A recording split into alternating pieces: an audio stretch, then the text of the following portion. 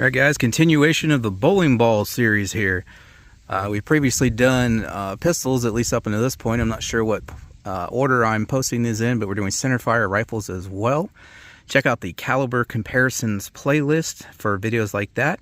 I'll put a link in the description to the previous ones, whichever are previous up until this point, because as I said, I don't know what order I'm posting.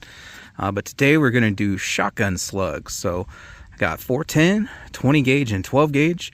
We went 3-inch with the little 410 to give it the best chance possible. 1/4 ounce Winchester there. Then we got a 3/4 ounce Winchester for the 20 gauge. I'll show you the boxes here in just a second. And then a 1 ounce Winchester for the 12 gauge. And there's the boxes for those.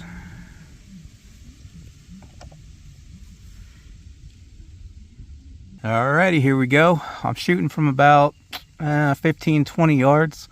Do not attempt. So we'll go 410 first, then 20 gauge, and then 12 gauge. Oh, and by the way, down there on that stump, we got a GoPro, so I should get some up-close footage for you guys and some decent slow motion as well.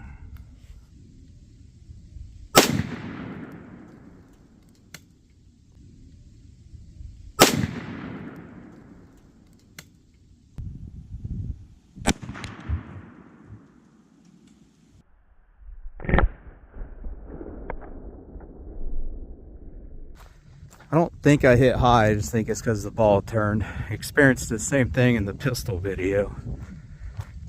Yeah. So right there's where we hit. You see these lines from the side. I had them straight like that, so good center hit. That's what the 410 did.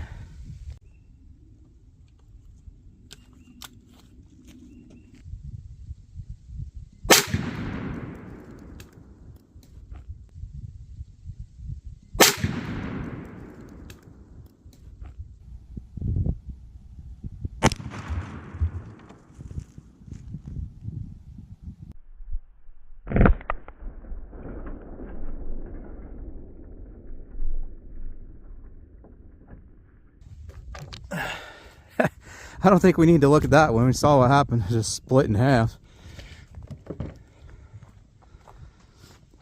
Like perfectly in half.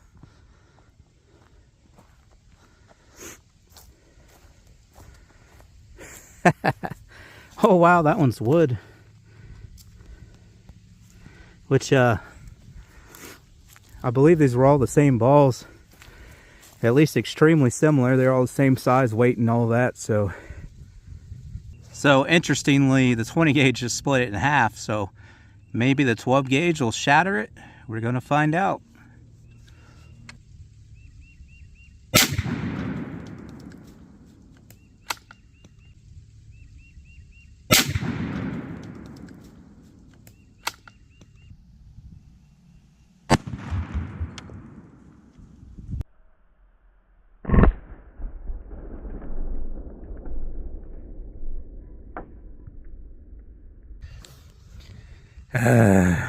I don't have no rear sight on that.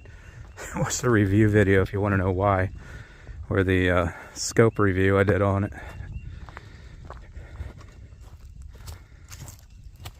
Well, no, looks like a good hit. Yeah, because I had it finger holes back.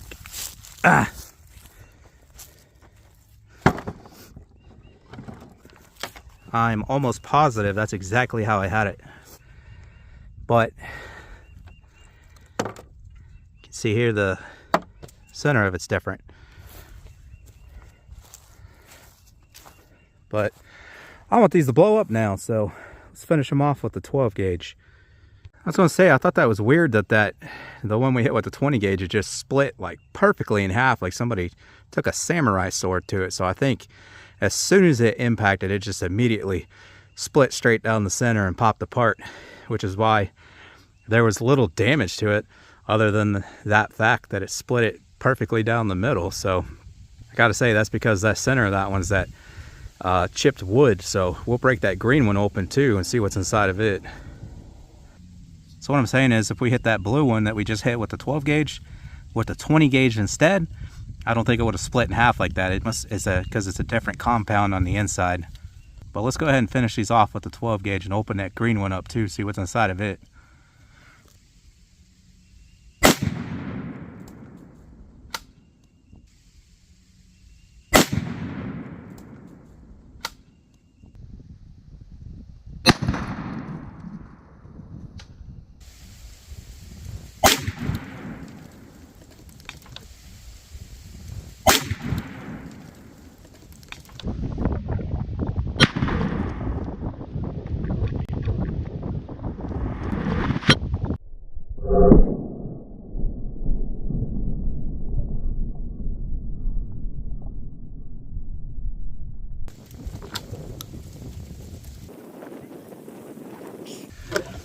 Boy, the wind really picked up. I don't know if you can hear me, but let's go see what's inside of that green one.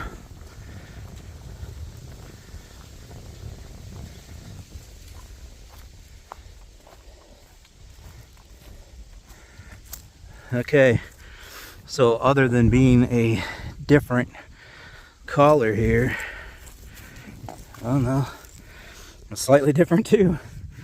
That's just all this pink stuff, but this has got like wood chips embedded in.